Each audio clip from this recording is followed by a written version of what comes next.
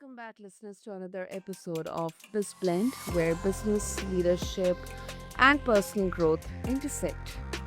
I'm your host, Sarah, and today we are diving into a topic that resonates with every high achiever, entrepreneur, and leader at some stage. What happens when the map runs out? My guest today brings a refreshingly honest perspective. He doesn't claim to have it all figured out, and that's exactly why this conversation matters.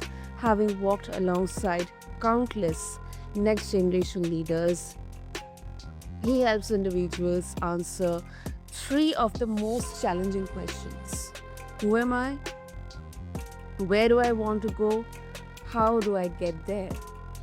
With stories, tools, and wisdom collected from both his personal journey and the rising high performers he mentors. We are about to explore what it means to grow, reflect, and unlock our wildest dreams, not through perfect formulas, but through intentional discovery. So let's quickly jump in. Listeners, meet my guest, Jack Wolstencroft. So, Jack, welcome to the show. I'm really, really honored to have you here with us. Yeah, thank you so much. And what a beautiful introduction. I wish I woke up every single morning and heard something like that. It's great. So thank you very much. Very kind words. Thank you, Jack. Thank you so much. Let's start with the questions, the three important questions, and the first one, where most people get stuck: Who am I? Why do you think so many high performers, achievers, they struggle with this question? Uh, for me at least, it will look like they have it all figured out. They're performing well. They know who they are. But why do they struggle with this, especially after years of following well structured paths?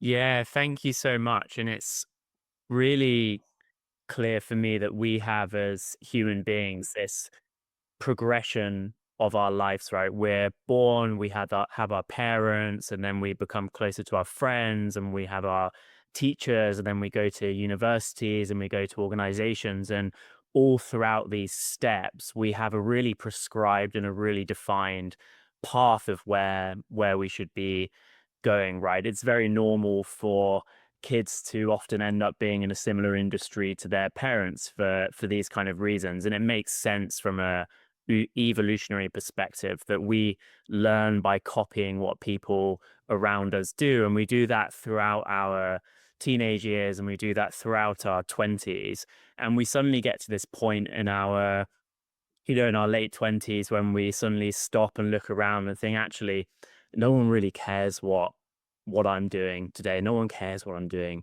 next week. They care about me, but they're not looking through a microscope at my life. Everyone else has got their own problems. And when we go into our late 20s, the human brain, it really develops the prefrontal cortex even more. And this allows us to have more longer term introspective thoughts. And so it's a really wonderful time of life in our late 20s when suddenly we have this concoction of we're very settled in the world, hopefully, and our brain is becoming an adult brain. Our brain is still a child's brain when we're 25, but we approach our 30th birthday and we start to think, actually, what do I want to get from this world? And then the first question to ask is, who am I? As the Greeks have across their temple at Delphi, is know thyself. And it's a really important question. And we struggle with it because we don't really ask it until we get to this age. Everything's very prescribed for us. So it's a great question, and it comes up around our 30th birthday. That's true. That's true. And I find that for many leaders, the realization of I don't even know what I want anymore. Um, it often hits in their early 30s, right when the external validation fades. Personally, for me also, it has happened, especially after the layoffs and pandemic. Um, and I'm really curious to know, Jack, how you help your clients sit with that unsettling feeling, that discomfort, before trying to fix it like too quickly. Yeah, and that's the point, right? It is unsettling, and it's learning to become okay with that unsettling. And this isn't an exercise that you can do in, 10 minutes between your monthly performance review and your marketing innovation meeting. This is something that requires serious thought and serious reflection. And we often need to be in the right state in order to get that. Some of the most beautiful places we go to with the people we work with, people come to Thailand for a whole week and really stop and reflect and think about, who am I? And when you're in that new environment, when you're with other people who are going on the same journey, some of these questions start to unlock themselves a bit more. And the components for me within that, within know thyself, is, what are my values and beliefs? What do I really care about as a person? Sure, it's influenced by the culture we're from, by our families, by our friends, but what's the nuance that's really relevant for us? So understanding values and beliefs is always going to be the first step. And then for me, the second one is, what are my passions? Um, Hmm. I don't like saying, what do you like? So what are you passionate about? What really gets you going? And I think separating what you're passionate about for what you can be paid for is, I think, really, really important, because you need that open mind. You can't stop yourself doing something you're passionate about, like playing the Yeah. piano or playing with Lego or painting or drawing or writing, just because you're not being paid for it yet. So I think it's really important to have that passionate, open mindset. And then finally, it's, what am I really talented at?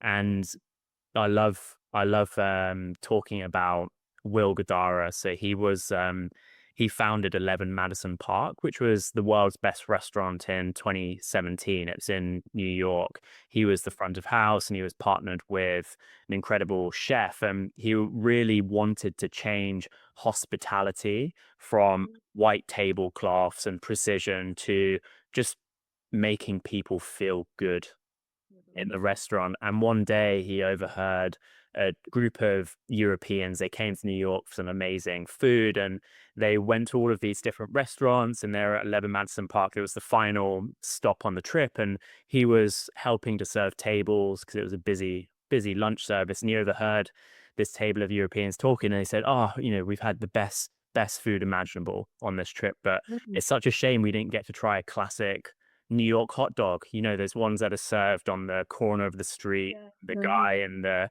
little stall. And so he heard that, ran outside, went to his favorite hot dog stand, picked one up, and he took it back to the kitchen. He said, "Chef, you need to serve this to this table." And the chef looked at him like, "Are you joking? Like, we're serving Michelin star quality food here. We're not serving hot dogs from the street." And he said, "No, chef, this is really important to me. We need to do this." So the chef relented. He did it, sliced it up nicely, squirted some ketchup and mustard around the plate, brought it out to the diners just before their dessert course, and it would blew them away. It was the best place of food and the only place of food that they remembered from that whole trip. And so, this was a moment of brilliance. And what Will Gadara says, he's written that wonderful book, Unreasonable Hospitality. He says, miracles happen every day, but the greatest people have the wherewithal to remember it and to codify it and to repeat it with intention. So, we all have these moments when we have sparks of creativity and we really understand where our passions are and our beliefs are. I'm a massive believer in journaling and writing, because we are, Mm. short-term memory is just that, right? It's short term. We need to find a way to codify all this knowledge about ourselves so we can actually go and say, right, here's what I believe in, here's what I'm good at, here's what I'm passionate about. How can I now go and repeat that with intention? How does this tie together to help me understand where do I want to go? That's such a good example, Jack. Such a good example, especially it's very um, much retaining one for me because I love to explore about food industry and chefs and how do they create everything. You really gave such a good example, and that definitely gives out the essence of especially how journaling writing can actually help you at least cherish those memories and miracles, or maybe even a small achievement or something good that happened with you or you did. And when we look back, when we read through those words after a few years or after a few days, in fact, we kind of have that increased sense of gratitude that yes, at least I was lucky enough to get that moment to have that. And that's absolutely right. It comes from, you don't find these answers by sitting at your desk day after day and doing the same routine day after day. It comes from adventure, right? And you talked just there about how you love to try different food. And Mm. I'm really interested to know for you, Sana, like what does adventure mean to you? Because for me, that's the ultimate thing and the ultimate tool to support you in answering a lot of these questions. We don't get inspiration when we're sat doing the same thing every single day. We get inspiration when we go outside, we meet new people, we read That's books true. from people we disagree with. So I'm really curious to know from you as well, what does adventure mean to you? Because it means something different to everybody. Yeah, absolutely. So, um, two things. I mean, and two aspects. Number one, of course, um, I mean, it happens very rarely these days. Um, that something really good, is this happening, which probably I never ever expected. And then it helps me understand the good or the better part of life, that life isn't that bad. And it isn't that how people call it or see it with so negativity, that there's everything negative around you. It is not the case. It's rare, but it gives that glimmer of hope that there's still some positivity left.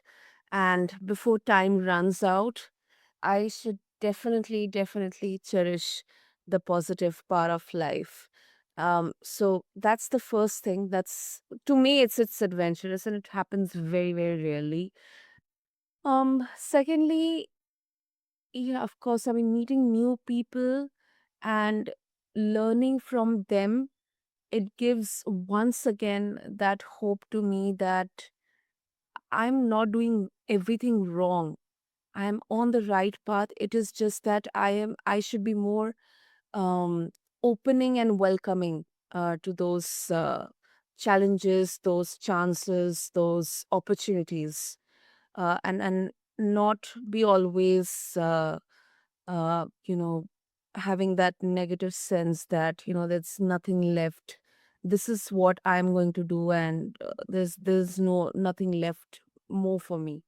So to me, that is adventurous. It may be boring to someone else, but to me, it is. No, it's not boring. It's incredible, right?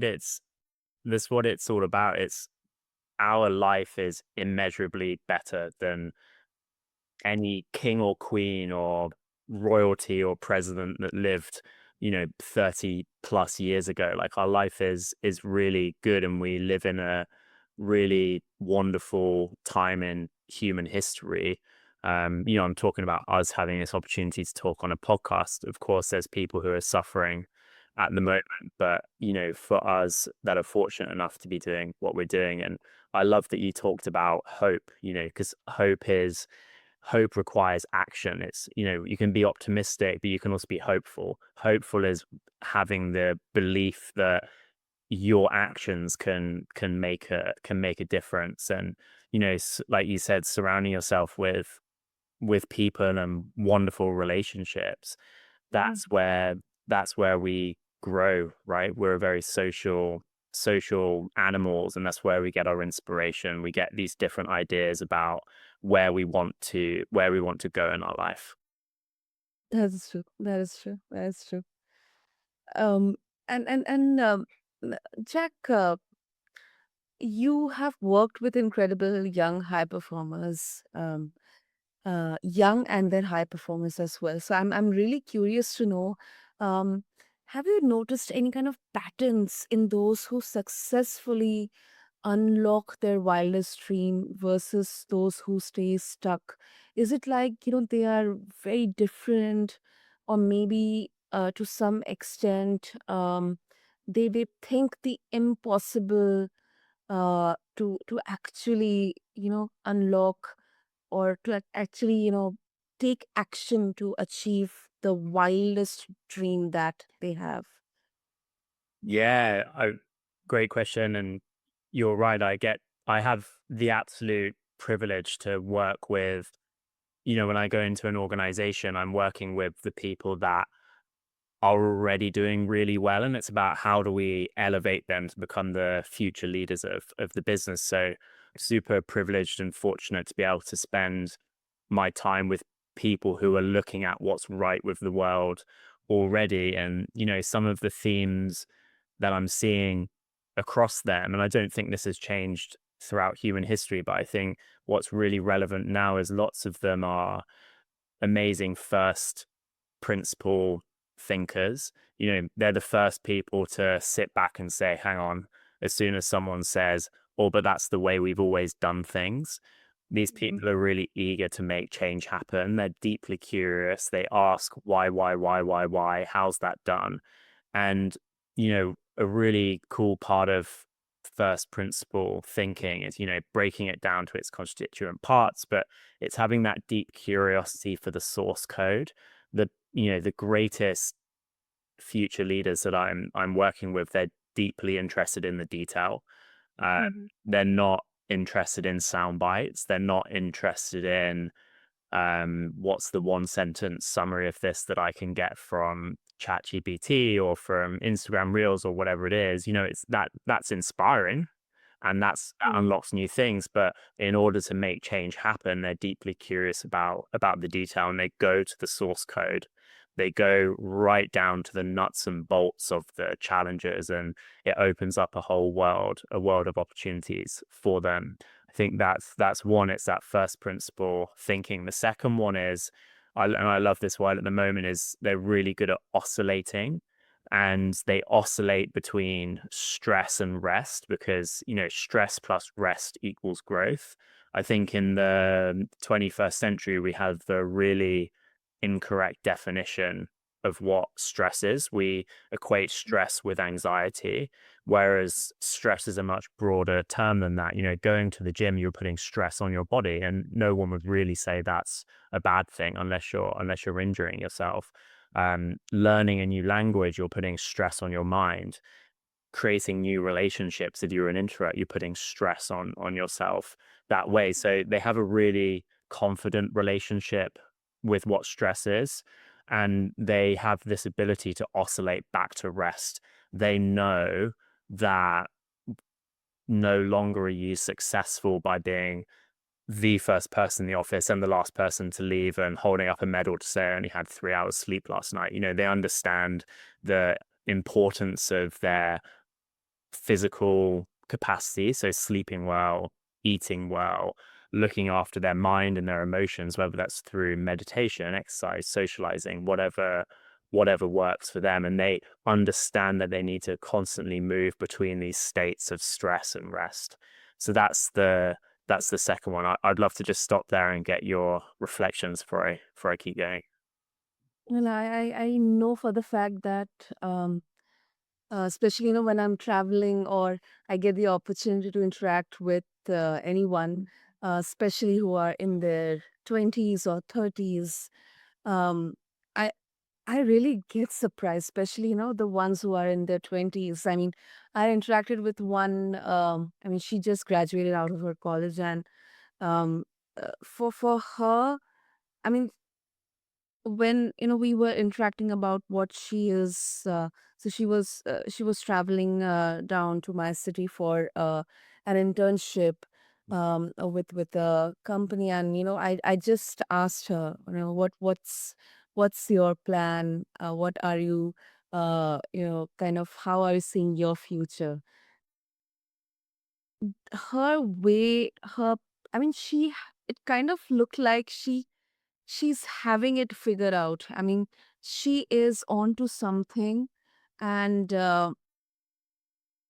you know, in within just 5-10 years, there has been a difference in the way we I looked at things, and the younger generation is looking at success or achievement or balance. I mean, they know that they will do this, and then maybe they'll take some break, or they'll learn something new, maybe something very much different from what professionally or by the book they should do. But in my time, I never thought about this. My entire outlook towards life, and as you mentioned, just coming in the morning, logging in, working, and then going back, and then somehow figuring it out to survive. So we can learn from our younger generation so much. Oh, so much, right? Like, uh, you're making me remember something that a great conversation we're having. So lots of the people I work with will be of my generation of millennials, and okay. I had a really great privilege to go to Dubai, and I was working with a luxury hotel brand there, and it was their graduate program. And at the start of lots of sessions that I'll do is I'll ask the team to, get on their feet and stand up and talk to each other for 30 seconds. Then you move to the next person, like speed dating.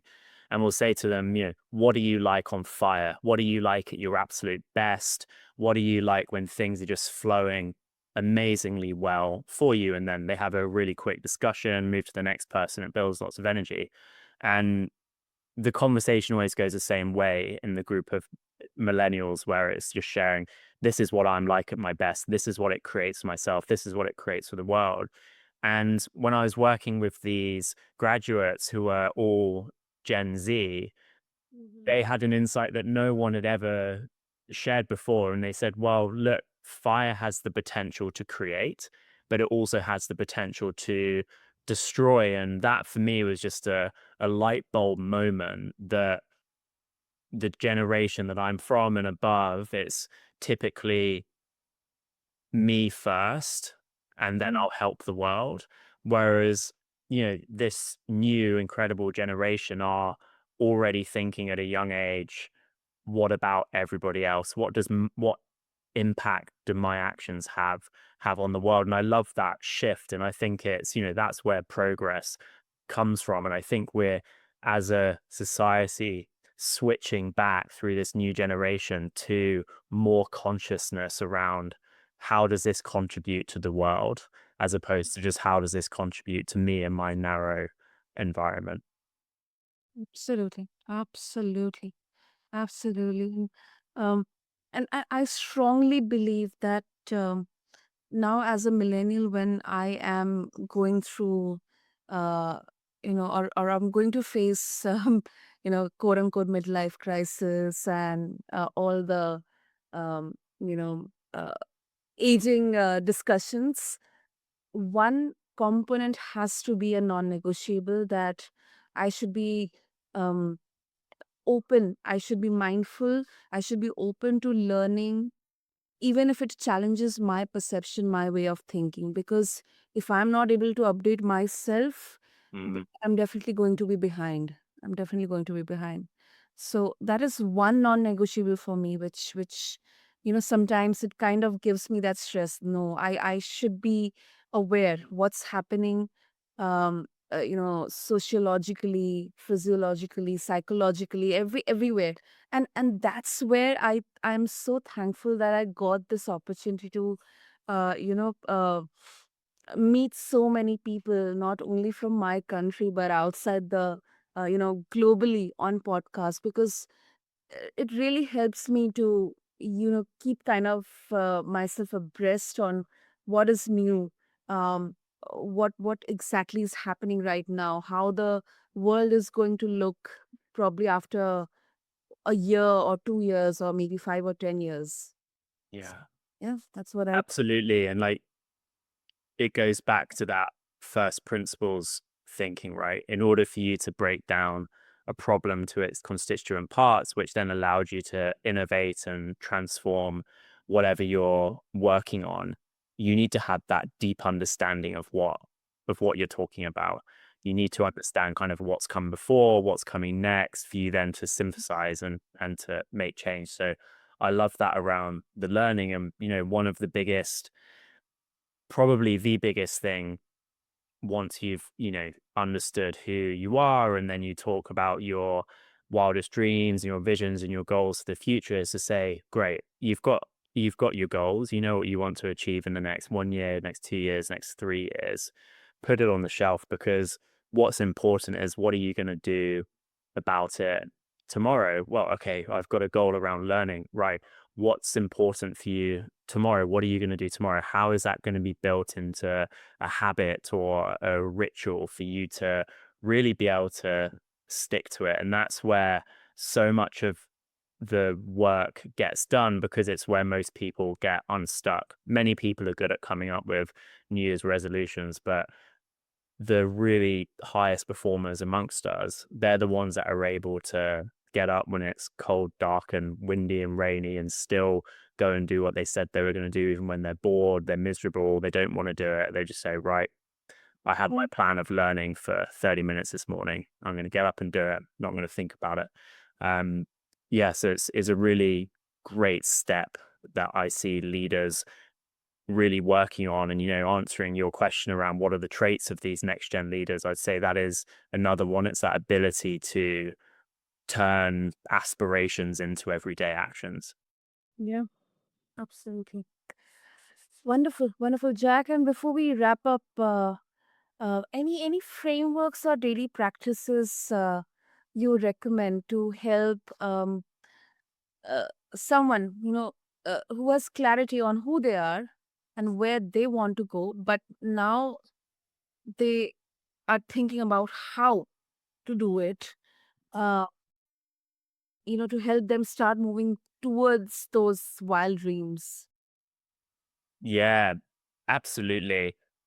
It really comes down to that ritual and that habit creation. And for me, I would say there's two things to it. One of the things people usually say, especially in the age we're living in, is, if I was on my phone less, I'd be able to do more. I love that phrase. You can either be on your phone or you can change the world. You can't do both. And so getting off your phone is often a key habit to form, to allow you to study for half an hour, let's say. And one tip I would say is, keep it simple and make it emotional. So when you think about an app like Instagram or TikTok, they make it emotional and they make it simple. Emotional because you get the likes and the comments, boost your dopamine, you feel great. They keep it simple because while you open the app, you're on there immediately, you can engage right away. So how do we reverse that? How do we make it simple to not be on it? It's okay, maybe having a habit of, when I get home and I take my shoes off, I put my phone in the shoe and I put the shoe in the cupboard. I'm off my phone. How do we make things emotional? It's about connecting back to our identity. He talks about know thyself, know your beliefs and your values. What type of person do I want to become? Okay, I want more of a exercise routine, because looking after my body is going to allow me to go after my goals. So making it more emotional would be thinking, what type of person do I want to become? Who do I want to be? I want to be a fit, healthy father for my children, for example. And that's one way to make it emotional. It's really connecting to that emotion every day. So make it emotional and keep it simple. Definitely, definitely. Those some good ones, Jack. And if our listeners they would like to connect with you as well, what will be the best way? can connect with me on wildestdream.blog, so www.wildestdream.blog. And on there, you have my email, you have my TikTok, because most of my work is with Gen Z and millennials. So I love connecting with people on there. And you'll find my TikTok on there. It's also wildestdream.blog. Wonderful. I'll make sure to have all the links in the show notes. And Jack, this was such a powerful conversation. And I think what stands out most is the humility in acknowledging that none of us have it fully figured out. And yet, we do still have the tools, frameworks, and also experiences that can light the way for us as well as others. So, thank you so much. Thank you so much. Really great to talk to you. And for all the listeners out there, your next level of leadership isn't about having all the answers. It is about staying curious, reflective, and courageous enough to keep evolving. So, if this episode resonated with you, share it with someone navigating their own leadership journey. And as always, stay tuned for more such candid, unfiltered conversations here on BizBlend. Do make sure to connect with Jack and also subscribe and share this episode. This is your host, Sana, signing off. Thank you.